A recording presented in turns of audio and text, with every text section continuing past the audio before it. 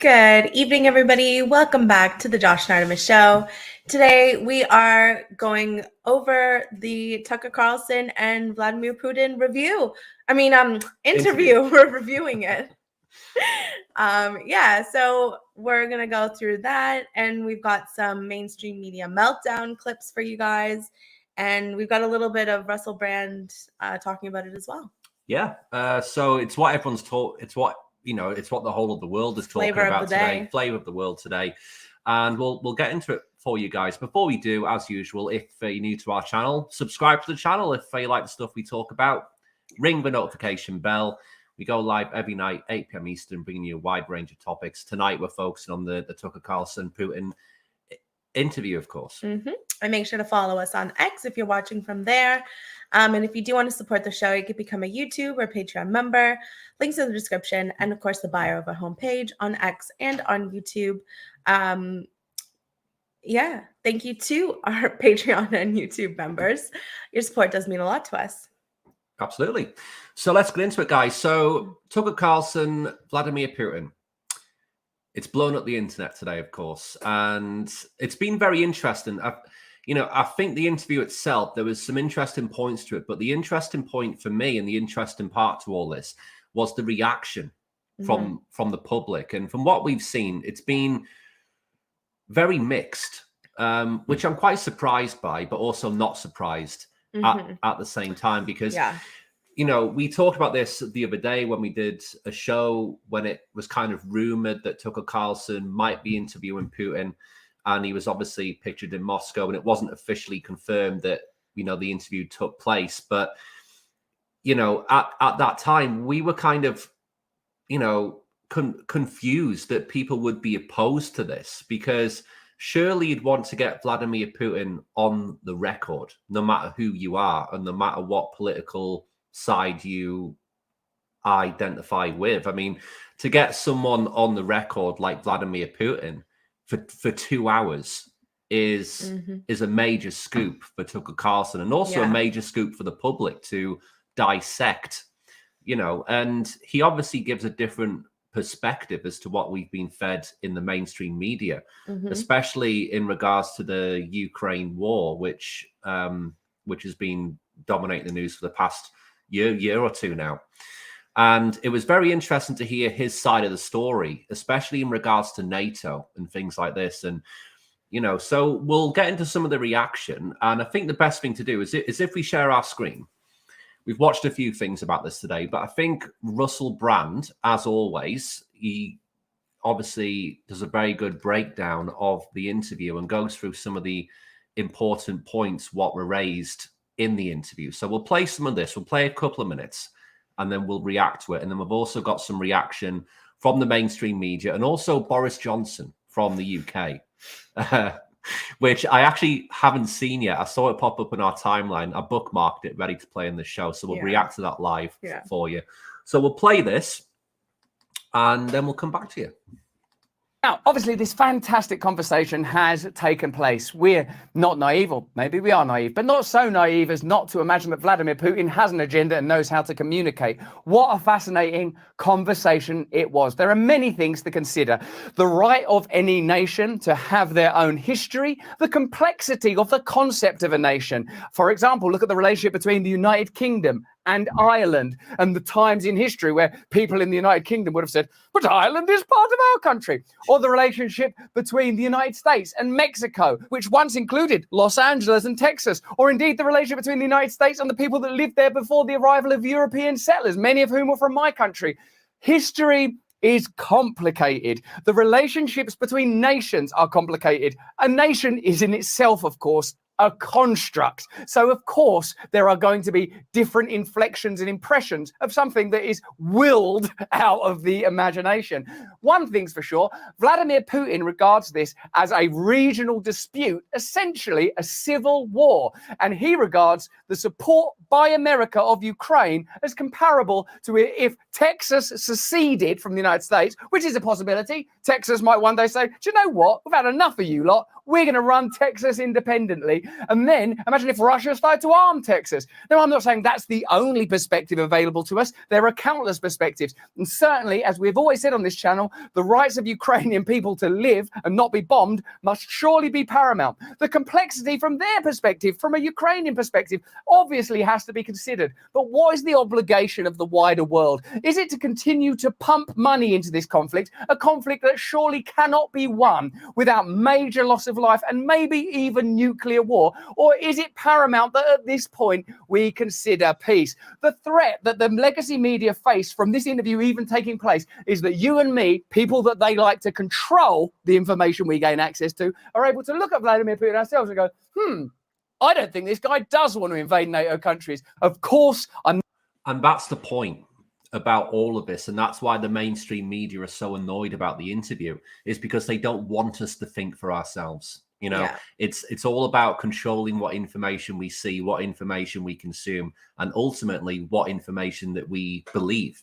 And for Tucker Carlson, who's an independent media personality / journalist now since leaving Fox News, he has the power to go into Russia, not tied to any news corporation like he was with Fox News, and give us an interview, 2 hours, unfiltered. The mainstream media can't do that.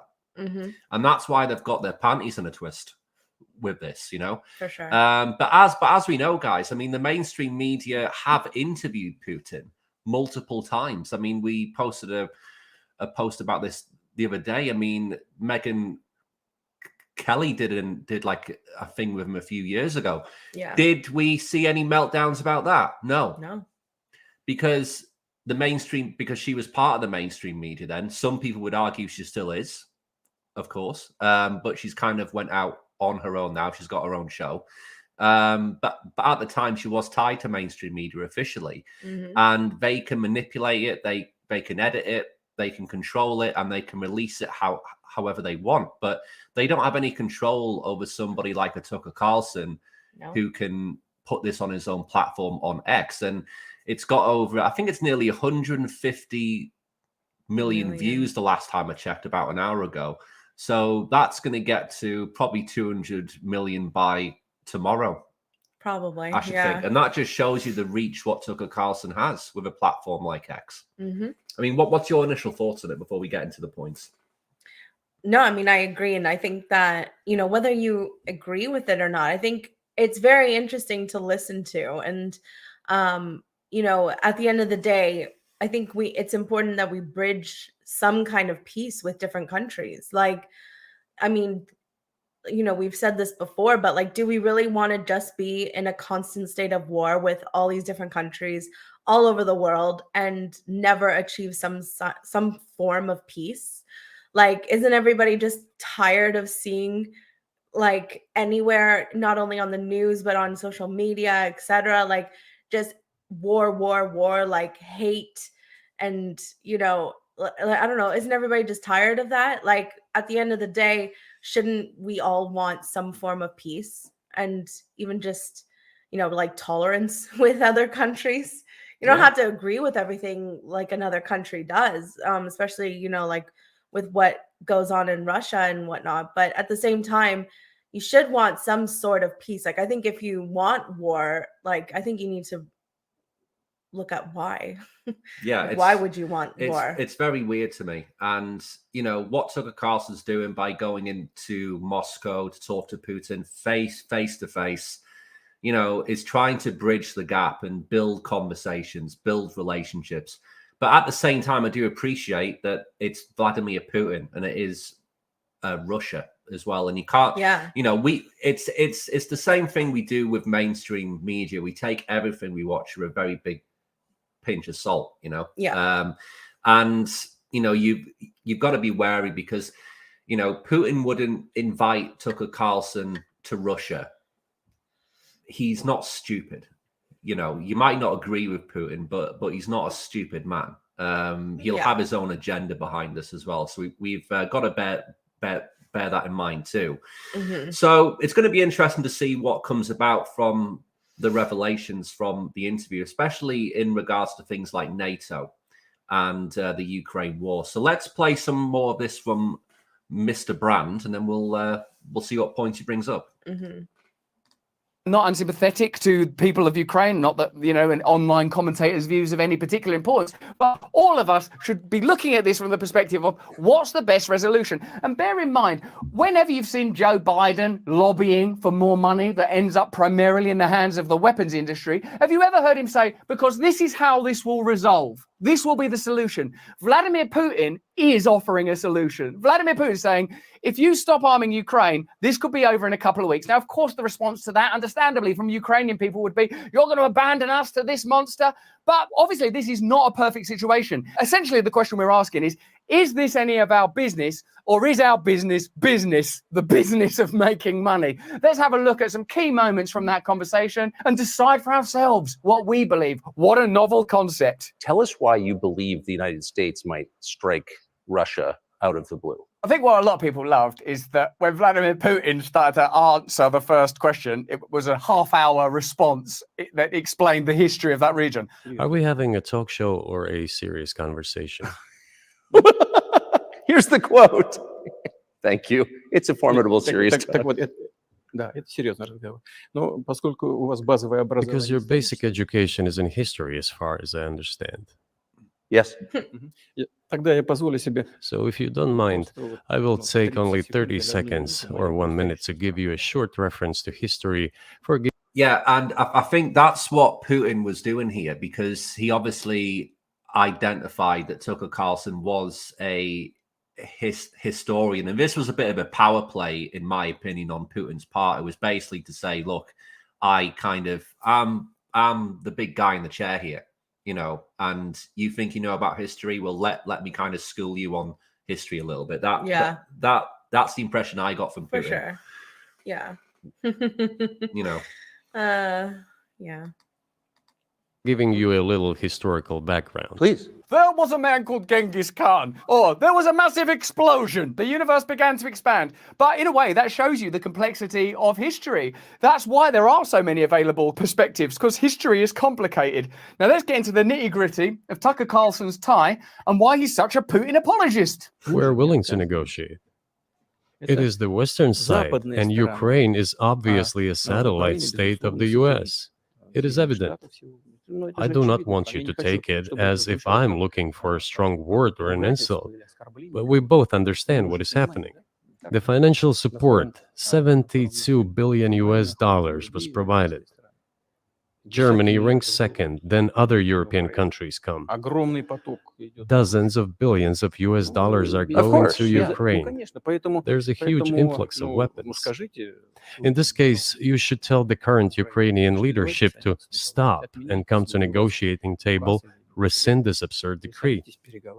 We did not refuse. I think sort of straight away, just seeing Vladimir Putin as a human being and hearing that there is a Russian perspective is interesting. You immediately get the impression that Russia feels beleaguered and beset by surrounding superpower nations like Germany and the United States, who are funding a neighbour's war against them, a war that they regard as a civil war. Again, it's not like we all want to get all giddy as if Vladimir Putin is Harry Styles or the Beatles. This is a political leader. This is a political leader with imperialist objectives of his own, a man that would doubtless have people killed if he disagreed with them. All those things are true. Those are things that we have to consider from an awakened perspective.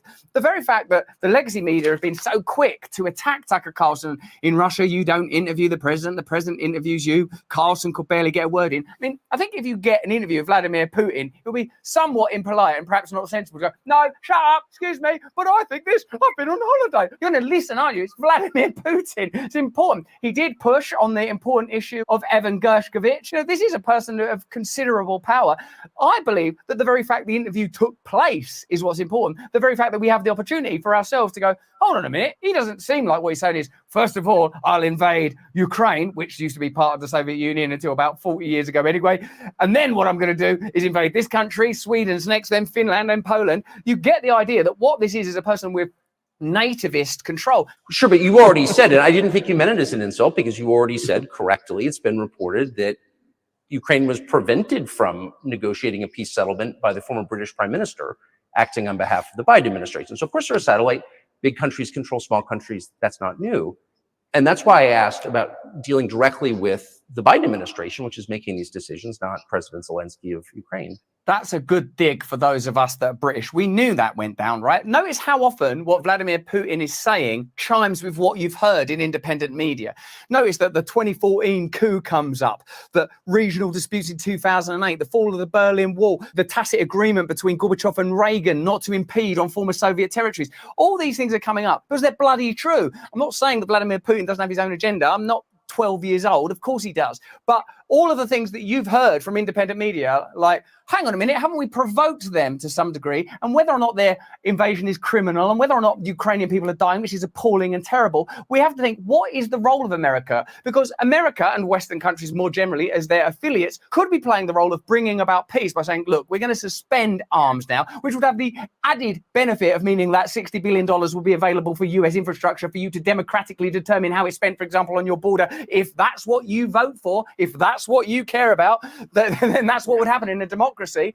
And then peace would be forced. Peaceful negotiations will be forced. It's not as simple as, isn't Zelensky nice? He's a type of a heartthrob. Aren't Russia bad invading Ukraine? It's clear there are other components. It's clear that diplomacy and peace ought to be what we're aspiring to. And it's pretty clear as well that the West and Western media in particular have tried from the beginning to reduce this conflict to some echo from the past. He's a bit like Hitler. And if we were to appease him, it's a bit like Neville Chamberlain appeasing Hitler. I don't think it's like that at all. We have the legitimate right to query what's happening in this conflict. We have the legitimate right to hear a variety of perspectives. In a way, it's very similar to the pandemic. Right from the beginning, legitimate experts were shut down and censored. And it's only a couple of years later that you start to realize, hey, I might have benefited from hearing from some of those experts. Who benefited from me not hearing from those experts? Let us go back to 1991, when we were promised that NATO would not expand,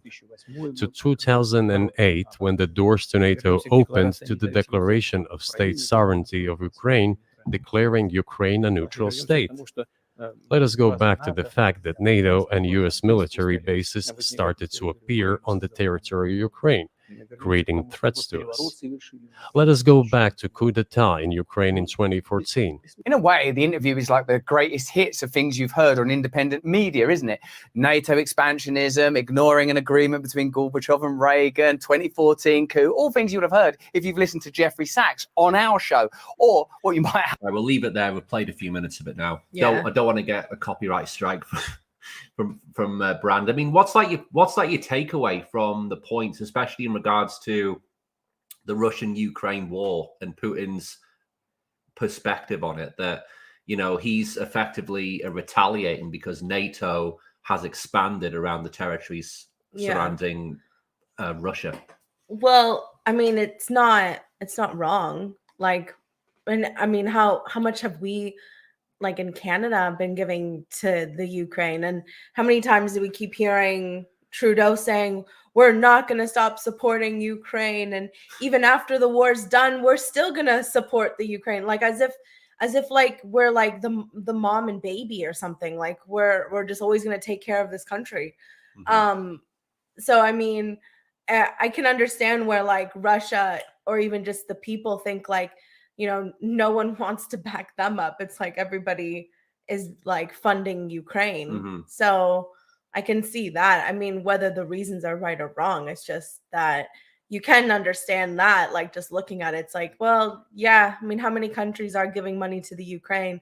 I mean, don't they have enough money now? And, and here's the thing, where the hell is it all going? Where is it going? Where the hell is it all going? Well, because I know that some of it's going to go to like Ukrainian pensions. Like, why the fuck are we supporting their pensions? Like, are funding their pensions? Like, what about Canadian pensions? Like, what about the elderly of Canada that need help with their pension plans? I mean, it's just nuts. Like, I mean, I think a lot of Canadians are, at least what, you know, I see on X, like people are sick of giving more money to the Ukraine, mm-hmm. and like sick of hearing Trudeau saying how we're going to like take care of them and stuff, because it's like, well, hello, like Canadians are suffering. Like, how many people are going to food banks, can't afford food, can't afford rent or mortgages, like can't afford basic items?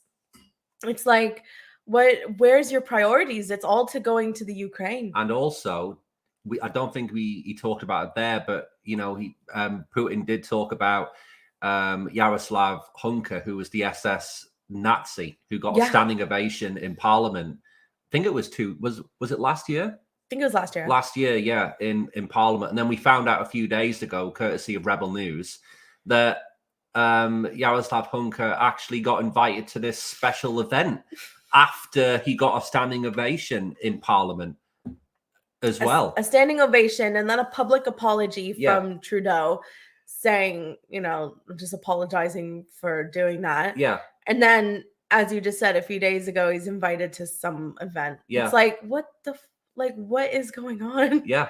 And it's a laughing joke now. It's embarrassing. And I thought it was interesting in the interview as well, because Putin did say one of the reasons for this war in Ukraine is because he wants to eradicate the Nazi ideology, which he says is running rampant in Ukraine. And that was something what was talked about when the Ukraine war first started with Russia years ago. And then it came around again when the war kind of ramped up a couple of years ago. And it's kind of been talked about as some sort of a conspiracy theory, but we've all seen the information, we've all seen the pictures, and now you've got Putin saying exactly the same thing, that part of this war is because they want to eradicate the Nazi ideology.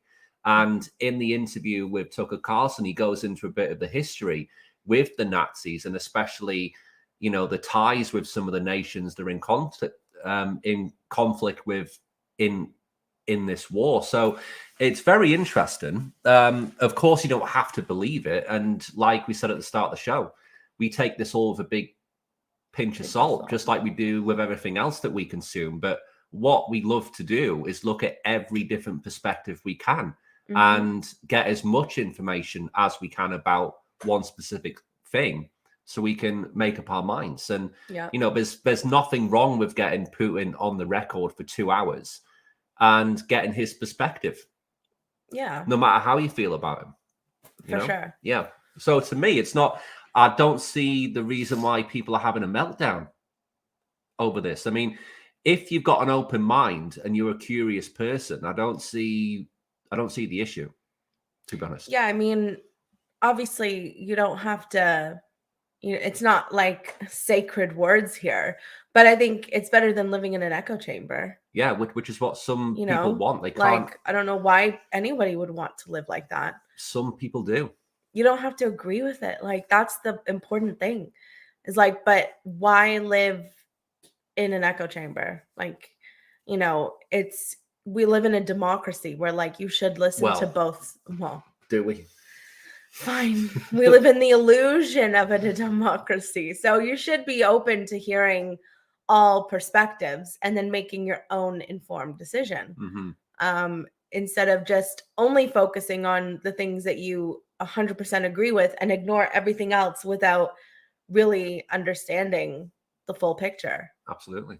Well, let's play some reaction, because there has been a bit of reaction, and we've got a little compilation here. But first, we'll play something from Tucker Carlson. So let's just make this bigger a little bit. So this was from his website, and there are some more clips going around, but we came across this one today, so we thought we'd post it. So Tucker Carlson calls out politicians and the mainstream media over the attacks he's received for his interview with Putin. So let's play the clip. There's some quotes there, but let's play the clip. So, but Putin, for his part, again, even talking about Putin, you feel like I'm flacking for Putin. I'm from La Jolla, California. I'm not flacking for Putin. Please. I'm just trying to assess this rationally. It's interesting that he's willing to say, I want some kind of settlement. And the final thing I'll say is that if you're wondering who the lunatics are, U.S. officials have said on the record and have said to me, and are telling a bunch of people that part of the terms have to be Russia giving up Crimea. And without getting into the whole history of Crimea, here are the facts. It's, the home of Russia's warm water fleet. It's got a Russian population. They had a referendum. It chose Russia. It's part of Russia. It's where Russian wine comes from.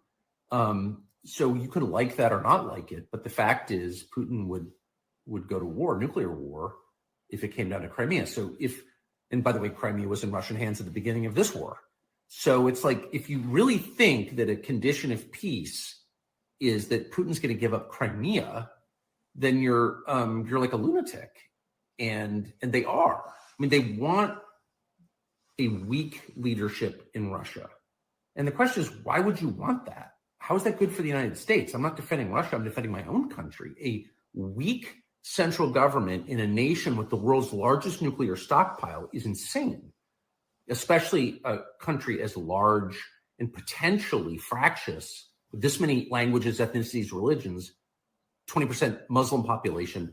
You're just going to sort of let the nuclear stockpile float free and hope the best thing happens. You're a freaking nutcase if you desire that. And we are run by nutcases. The president and that poisonous moron, Toria Nuland, oh, we're going to depose Putin. Well, then what happens? What happened in Libya when we deposed and allowed, Gaddafi to be murdered? What happened in Iraq when we brought Saddam to justice? Those countries fell apart and they've never been rebuilt again. In Afghanistan, we took out the central government and they came back. It's still run by the Taliban. So our track record of knocking out the leader, which is very easy to do, is spotty at best. Things don't always get better. And to do that to Russia, the largest landmass in the world with the largest nuclear arsenal, like, you're on drugs if you think that's a good idea. Yeah. Yeah, spot on. Yeah. Yeah, right. Let's play some of this mainstream media bullshit which we've come across. So we posted this compilation today. So it's a few minutes. I think it's like 5 minutes. So we'll play some of this. Former Fox News. And this gives you a good idea, guys, of how threatened the mainstream media were over, two people having a conversation with each other. Mm-hmm. That's all this is at the end of the day. That's what we've all got to remember.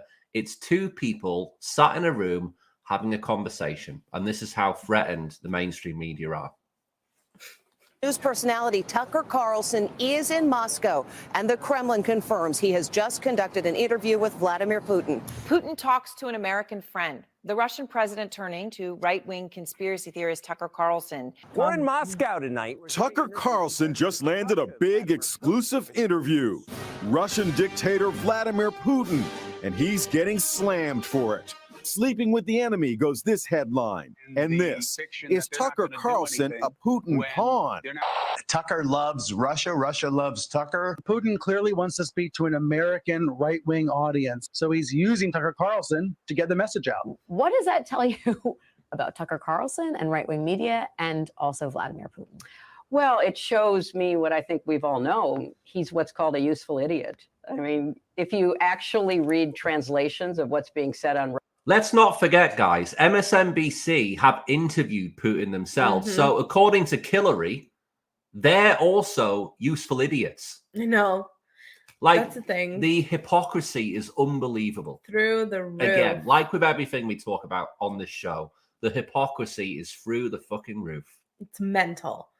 Like really the meltdown. It's like, where was the meltdown when anybody else has interviewed him? There like, wasn't one. Crickets.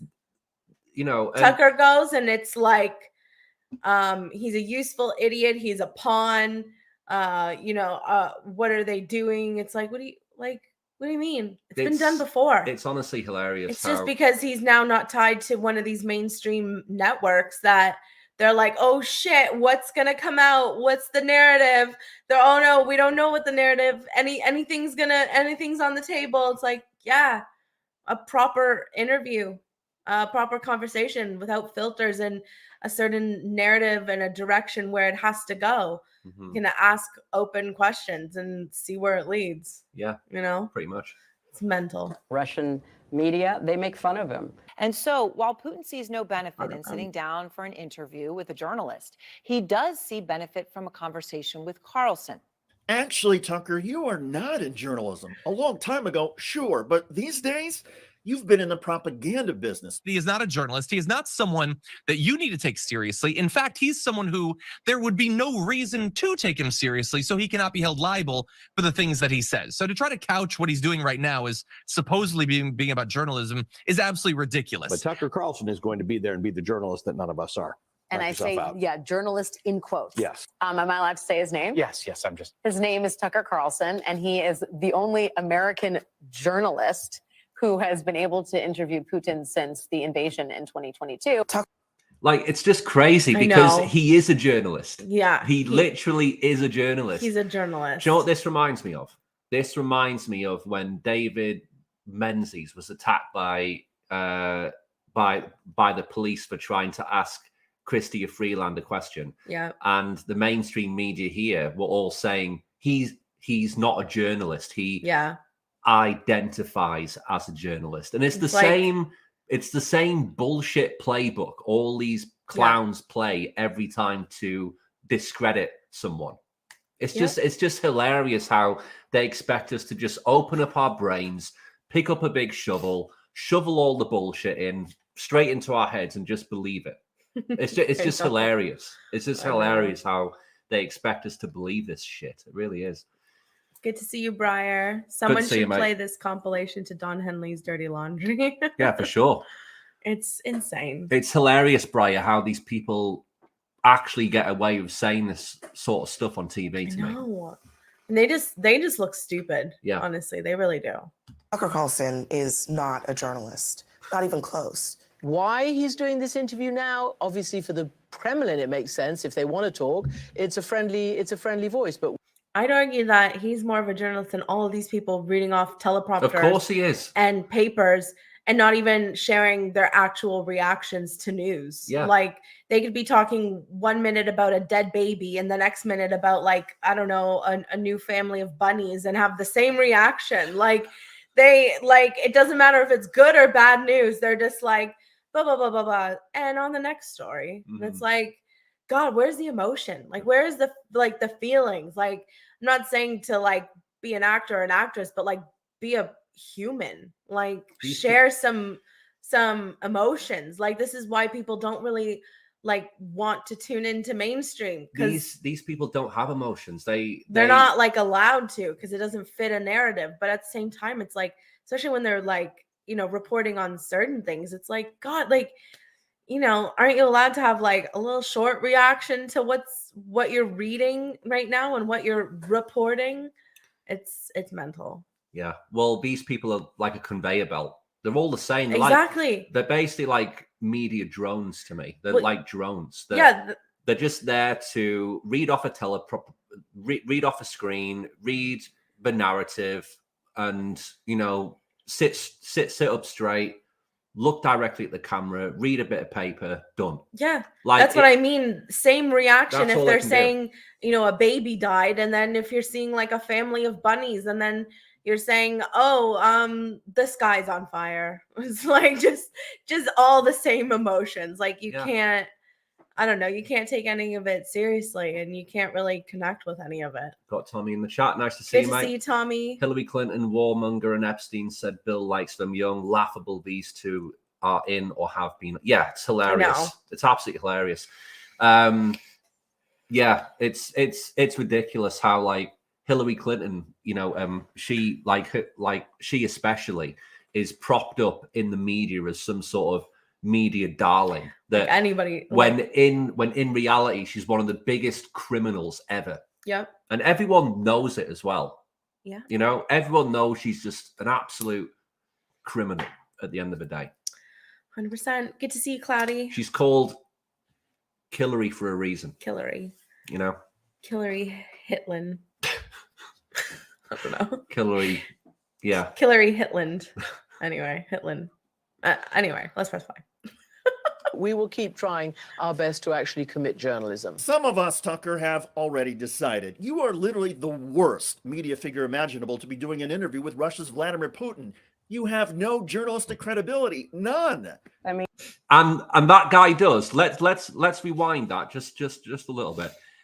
I mean, someone wrote a comment on our page today, but it looked like he was in like an elementary school based on his background. Yeah, or and like a school. Yeah. It literally does look like he's in an elementary school, and with that's definitely some sort of toupee, or he's got spray on hair or something. It doesn't look real.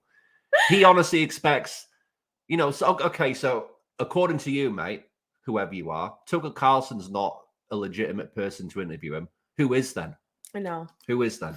Good to see you, Rosie. These TV journalists should take a page from Carlson's book. Exactly. Absolutely. I know. I think they can all use. at the end of the a few day, lessons. at the end of the day, people who read the news are basically just story time for adults. That's all it is. It's story time. Yeah. You know? Yeah. Emotionless story Yeah, time. story time. You have no journalistic credibility. None. I mean, he's like a puppy dog. You know, he somehow has, after having been fired from so many outlets in the United States, I would not be surprised if he emerges with a contract with a Russian outlet, because he is a useful idiot. I think what's really shocking about this is the way he kind of just walks right into Moscow and presents himself on a silver platter to the Kremlin, doing the Kremlin's job of misinforming, disinforming the American population. I find it gobsmacking terrifying too, Allie. And it's sort of like, we talk about, you know, disinformation on social media. Well, disinformation from people like Tucker Carlson, the platform he has, and That's a great comment from Rosie there. And nice to see you, Rosie. Back in the day, a journalist would get both sides of the story and do it with humility and integrity. Exactly. There's nothing wrong with getting two sides of a story, and there's nothing wrong with someone going and having a conversation with someone and reporting on what was said, you know? Yeah. And the fact that the mainstream media and the public are having this total meltdown, this really irrational meltdown over two people sat down having a conversation, to me is very strange to see, because growing up, this isn't how it used to be for me either, that, you know, there would be journalists getting these big interviews. You know, I can remember when I was growing up, there was, I've forgotten who it was now, but someone interviewed Saddam Hussein. Was there any media outcry over that? No. I don't remember. No, there wasn't.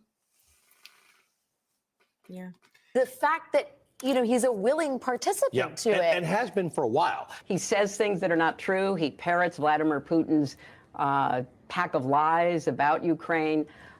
So I don't see why Putin wouldn't give him an interview, because through him, he can, you know, continue to lie about what his, you know, objectives are in Ukraine and you know, what he expects to see happen. That's, you know, that's the sort of nonsense that Carlson is trying to justify this interview. Tucker Carlson is lying from the streets of Russia, no less. You are the last U.S. media figure any American should trust on anything. Your track record is horrific, and you seem blind to the idea that Vladimir Putin is using you and your followers to promote his propaganda. There is a yearning for leaders who can kill and imprison their opponents, destroy the press, lead a life that is one of impunity, unbound by any laws. There's a yearning among certain people in our country for that kind of leadership. And I find that absolutely gobsmacking terrifying. Wow, imagine she ended up being the president.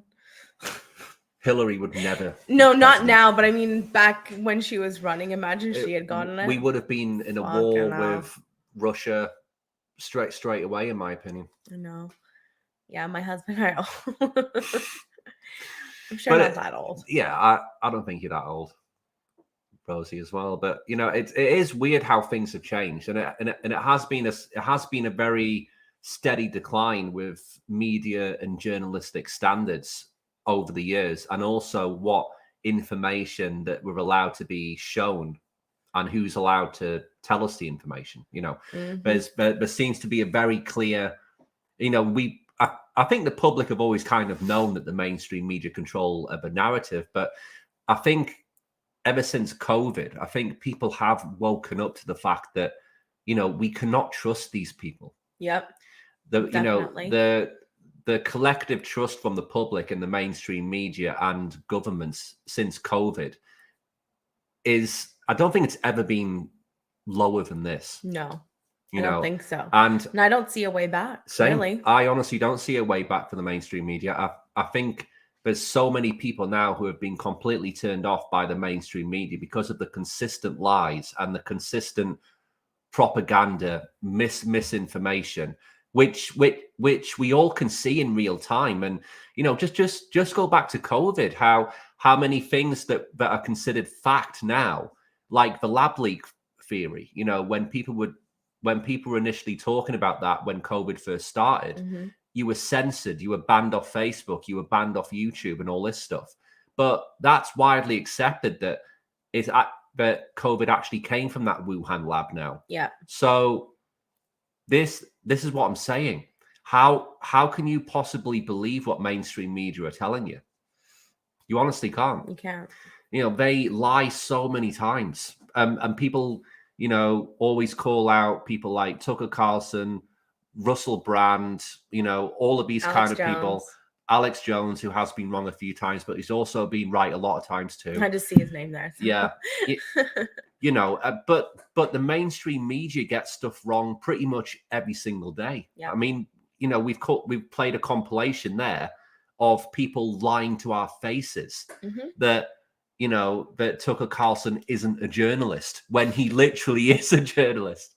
Yeah, so has been for decades. So, you know, that compilation was about 5 minutes, and there was, you know, I lost count of the amount of lies that we heard just from that 5-minute thing there. Yeah, they're trying to discredit him. Yeah. But it's like it's defamation of character, really. He doesn't give a shit though. This is the thing. Yeah. Tucker Carlson really doesn't care because, you know, he could see that. Not sure if I spelled that correctly. Dr. Sonia Gupta about that's the medicine what Joe Rogan was promoting at the start of COVID, and of course he was censored, and everyone else who talked about it was censored as well. And the mainstream media went really hard on Joe Rogan for promoting that, but it's since come about that it was actually beneficial for your health. Yeah, you know. MSM have broken the trust of the people, and that can never be mended. No, and I mean, I think because that trust is broken and the accelerated growth of, you know, independent podcasters, independent journalism, and just, well, basically X as a platform, like is spreading, you know, I mean, not spreading, but sharing information like around the world. I think that that's why I don't really see a way back for mainstream media. I think it'll probably always be there somehow, but I think more and more people prefer to tune into, I don't know, just news like this, like us, like not specifically, not yes. us, but I mean people who like share information like this, on, you know, their own shows, unfiltered, unscripted, without some sort of narrative or agenda, just, you know, having discussions, interacting with people, and people publishing their own like news and independent news, like Rebel News. You know, Rebel News is in Canada, the States, I think the UK, and in Australia. Like there's other forms of independent media and journalism going on, and that's kind of the way forward, because they don't have a bias, and they're not getting paid by like the government to shoot certain narratives out, hides like or suppress certain stories and up some other stories. But that's the common comeback from people who are brainwashed by mainstream media, that, you know, we've got it, you know, and occasionally, you know, we'll get a comment saying, oh, okay, who's paying you to say this? And it's like literally no one is. I know. You know? I know. And we have a couple of Patreon and YouTube members, but that's about it. But thanks for the compliment. So you're spot on, of course. You know, I think the trust is completely gone with mainstream media from a lot of people, and it's declining by the day. Yeah. As well. For sure. Someone did a post today. I can't remember who it was. We'll try and find it, actually. If you go, I think it's Doge something. If you go into the search on here. How would I spell it? DOGE. And Elon Musk, Doge designer. Okay. Elon Musk always quotes tweets this guy. If you scroll down. Oh, we don't follow him. I'll give him a follow. Keep going down. I'll tell you when it comes up. Keep going down. Keep going down. Keep going down. He posted like a really interesting. Oh my God, he was so young there. Yeah. Keep going. There. Up. Here. So look at the decline of mainstream media. This is like the change for this year for the mainstream media sites. Look at the decline. Yeah. You've got India.com, the Mirror UK, MSN, Bloomberg, CNBC, Washington Post, RT, which is Russia Today, CNN. All of these major traditional media outlets and websites, which, you know, the public get all their news from, they're all declining. All of them are. Because people are sick of it. People are sick of this bullshit, which we can all see through. This comment, the most positive thing to happen to society in decades. Yeah. For sure. Because I think, like I've said, like these other outlets, like where you can get information from, are kind of the way forward, because people are sick of, you know, only being told certain stories and having other stories suppressed that you would never hear about but should hear about. Well, people who have like podcasts or their own independent you know, websites and do like independent journalism and things like that,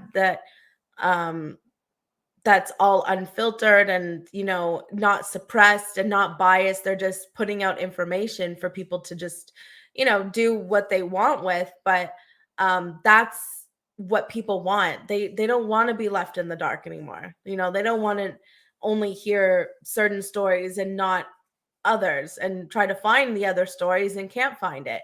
They want to know everything, basically. Well, you get an unfiltered view through social media now. Yeah. But what you've also got certain social media. Yeah, but what you've also got to be wary of is disinformation and misinformation, which still goes on 100%. social media as well, because you can't be naive and believe everything you read, you know. Definitely. And you've got to be wary that, you know, people do push disinformation, and people are fed bullshit news to promote as disinformation through nefarious places like the intelligence community. There, no doubt, you know, because people say, "Oh, X is a free speech platform" and all this, but you can bet your life that the intelligence community are very much involved with what goes on in X, even if it is in a very devious way. You know, if they're influencing certain people to push certain news stories to discredit people, you know. So you do have to be wary of that as well with this. But I much prefer getting unfiltered news, which I can you know, read and figure out myself, than going on to mainstream media and being told what I have to think. You know, I'm much, you know, I want to have a free mind and freedom of choice to decide what to believe myself. So I much prefer getting my information from independent media. But of course, we do watch the mainstream media. We have to, you know, because we do report on the news and stuff. But we do have a balance. You can also just call bullshit on some of it as well. But like, we do have a balanced view on most things for sure. See the chat. Yeah, when my wife got COVID last year, guess what the doc prescribed? Yeah, of course, Brian. Do you want to read it? Dorothy Thompson interviewed Hitler. Mike Wallace interviewed Khomeini and Saddam. Yeah, I brought up Saddam before. Yeah. I can't remember who it was who interviewed him, but yeah, it was Wallace, and they're hailed as darlings of the media. Yeah, you can't make up the hypocrisy again, Tommy, is through the fucking roof, mate. It really is. Do you mean the labs that were funded by Gates and the Clinton Foundation? Yeah. America is corrupt as fuck. I'll send you an image. Well, a chart that shows the money go around. Yes, send it through, mate. But yeah, you know, it is crazy when you look into the Wuhan lab and the lab leak theory. And even at the time, I can remember thinking, and I didn't really want to talk about it because I didn't really want to be branded a conspiracy theorist, but I can remember thinking during COVID, there's literally a lab in Wuhan, and the virus came from Wuhan. Why aren't people putting two and two together here? You know, it was so obvious that it came from that lab at the time. But if you said that, you were branded this, you know, this lunatic conspiracy theorist. When in reality, I mean, the evidence was kind of already there in plain sight. And that's what it is with a lot of this stuff. you know. And like Russell Brand was saying on the clip we just played, you know, during COVID, all of this kind of stuff was considered a conspiracy theory, but then a couple of years later, it's not. So who's to say what Vladimir Putin has said to Tucker Carlson last night? You know, all these people in the mainstream media are saying, oh, you can't believe him. Tucker Carlson's pushing Russian lies and propaganda. I can bet you a lot of money in 1 year to 2 years, the mainstream media will probably be saying the exact same things what Putin and Tucker Carlson have said on the interview. Maybe. Because that's how it works. Yeah. You know? Definitely. Yeah. But anyway, let's play this from Boris Johnson. I haven't actually seen this yet, but I came across it just before the show. And yeah, I haven't seen Boris Johnson's face for a while, so I was quite surprised to see him pop up. So Boris Johnson has meltdown after the Tucker Carlson Putin interview, calls Carlson a traitor. A traitor. Just a traitor for having a conversation. Okay. Johnson is likely fuming due to Putin's claim that he stopped a peace deal. So when Tucker Carlson went to the Kremlin, he had a function well known to history. He was to be the stooge of the tyrant, the dictaphone to the dictator, and a traitor to journalism. Well, at least he's acknowledged that Tucker Carlson's a journalist, so true. I'll give him some credit there.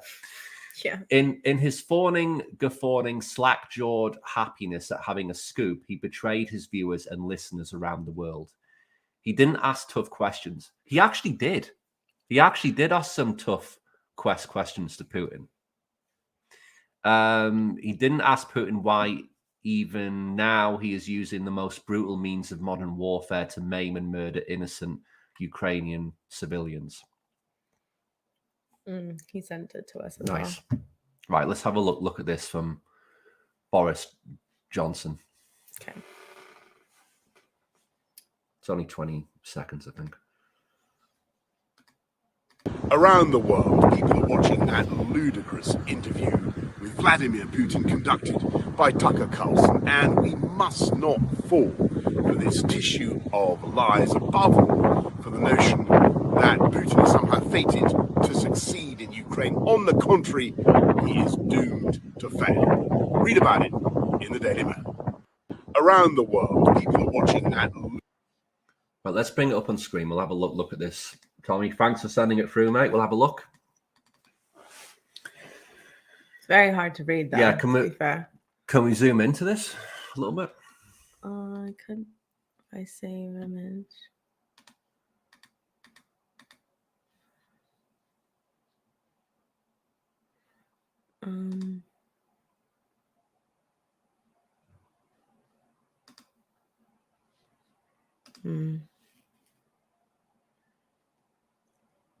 It's not working.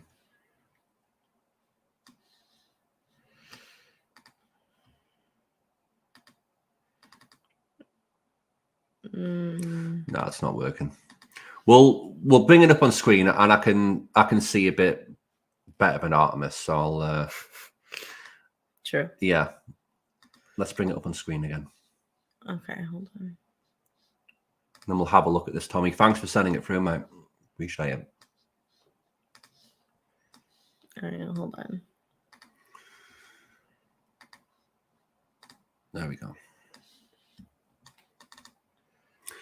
Okay, so we've got US Democratic Party. So you've got Hillary Clinton, Barack Obama, Joe Biden, and George Soros, of course, the Tinker Man. That's what I like to call him, the Tinker Man. Yeah, I'll try to make this screen bigger. George Soros, the puppet master. Let's have a look. Organized by the executive branch and academic centers. So you got Department of. I can't even read this, Tommy, mate. I'm trying. It's so blurry. Right. If you talk us through it in the chat, just give us a brief kind of summary of where the money leads to.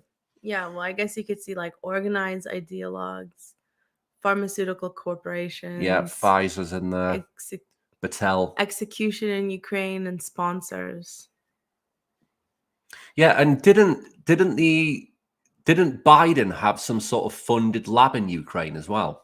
I want to say that's what I've read somewhere. I could be wrong, guys, but I'm pretty sure I've seen somewhere that Joe Biden funded some sort of bio lab in Ukraine as well. I want to say, and I've been seeing a lot of people on X making connections between COVID and Ukraine, but again, it could be speculation. What's Rosie saying? After watching the Putin interview, have any of the networks apologized to Tucker Carlson? No. I want to say no. I don't think they have. I mean, I don't think anybody has. I haven't seen anyone with any positive things to say about them from mainstream media. We have had a look around today. Of course, it's been all over X today, and we haven't seen any positive feedback from mainstream media. The only people who are giving him credit are the general public. Mainstream media aren't, but the vast majority of people we've seen think it's a great thing that Tucker Carlson's went into Russia and spoken to Putin.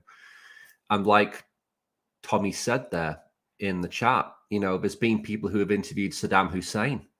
Yeah. And, mainstream media have interviewed Putin loads of times in the past. We did a post the other day with some examples from media outlets like Fox News, CNBC, MSNBC, CNN. All these big mainstream media companies have interviewed Putin, and there wasn't any media outcry then. So it's very telling and very obvious that the only reason why they're so annoyed about this is because Tucker Carlson has done the interview. Yeah. And Tucker Carlson isn't attached to any of these mainstream media corporations. Yeah, so he's not funded by the government. Yeah, that's the only reason why they're getting so annoyed about this. Yeah. And to me, it just looks very cringe that someone can. Oh yeah. But you can't be mature enough to, watch an interview with two people. And fair enough, yeah, you don't have to believe it. And fair enough, you can, take things with a pinch of salt. But it's still interesting that you've got Vladimir Putin, who, we don't really get much access to, and you don't really see many interviews with him in the Western world. We had a 2-hour interview with Vladimir Putin, guys. I know. That's something which is very rare and probably won't happen again. Yeah. So to me, it'll go down in history as one of the most important interviews there's been. Yeah. Certainly in terms of views. I mean, it's definitely going to, I think it was 150 million or approaching that the last time I checked, and that was about 6 o'clock tonight.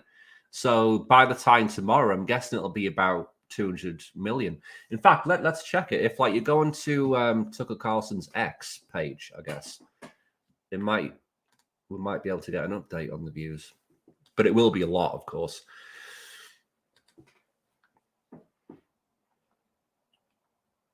Yeah, 159 million. Yeah. 159 million views, guys. That's a lot. Yeah, that's mental. If you go on to End Wokeness, they did a great post on this earlier. We'll bring this up. It compares the views what Tucker Carlson was getting on Fox News with the views he's getting on his X page. Here we go. Make this bigger. Mm-hmm. So Tucker Carlson averaged around 3 million views on Fox News on prime time, okay? Here are his ratings on X. When he interviewed Javier Milei, 428 million views. Mental. Trump, 265 million. Putin, 139. We now know it's 159. Victor Orban, 130. Andrew Tate, 111. Ramaswamy, 45 million. Alex Jones, 24 million. Catard, 18 million. It just shows you the power of and the influence what Tucker Carlson has now. Mm-hmm. And it also shows you how nobody's interested in mainstream media. Because look at the numbers. It's clear as day how popular, independent media outlets and journalists are compared to these mainstream media outlets like Fox News. It's very telling. Like, these numbers are massive. I mean, if you look at Putin, Trump, and Javier Milei, that's nearly 1 billion views. Yeah. 1 billion views. It's crazy. Yeah. I mean, can't argue that he's doing big things here. That's for sure. Like, if you look at, so he averaged 3 million views on Fox News, right? It would take him roughly a year of doing a show every single day on Fox News, getting 3 million views to get the equivalent of Tucker Carlson doing 3 shows with Milei, Trump, and Putin. Mm-hmm. Yeah. It just shows you where people are watching their news now. It's not on mainstream media. It's on accounts like X, and YouTube and Rumble and Facebook and Instagram and all this stuff. It's not on mainstream media anymore. Yeah. Control. It's okay. We'll do it another time, Tom. We're coming up to the hour, mate. But we'll have a look at it in our free time for sure. We'll look at it tonight. We'll be able to zoom in on the phone. Yeah, we'll have a look at it tonight, mate. Appreciate you sending it through, of course. But we've hit the hour and we're tired actually. So. Yeah. So yeah, long day. It's been a long day here. But yeah, thanks so much, guys, for tuning in. We will be back tomorrow night. We're not sure of what yet, but obviously news will be emerging. There'll probably be more reaction with the Tucker Carlson stuff, so we'll probably talk about that again, and we'll see if anything else comes up, which more likely. Oh yeah, more than likely we'll talk about it. Yeah. If it's out in the news, we'll be bringing it up for sure. But thanks so much as usual, guys, for tuning in. If you're brand new to our channel, as usual, subscribe to the channel. For sure. Hit that thing. Subscribe to the channel. Hit that thing. Hit that thing. Follow us. Yeah. Turn on notifications. Hit the notification bell. If you want to support the show, you can become a YouTube or Patreon member or donate on buymeacoffee.com. Links are in the description, of course, and in our bio on X and on YouTube. We go live every single day at 8 p.m. Eastern, bringing you news from around the world, just discussing the madness going on and everything in between. Absolutely. So hopefully you guys enjoy the show. And if you're watching the replay, make sure to leave a comment. We always enjoy the comments. And we try to reply to all of them. So yeah, it means a lot to us, guys. We've actually got one there. We'll just address this before we go. Oh, we've got Cloudy. Thanks very much, mate. No worries. Cheers, guys. Take it easy. See you next time. Yeah, we'll see you tomorrow night. Thanks very much, see you guys Rosie. tomorrow night, and hopefully, Saturday Night Live. Yeah. So should be a fun show. Take care. See you tomorrow. Take care and see you guys tomorrow.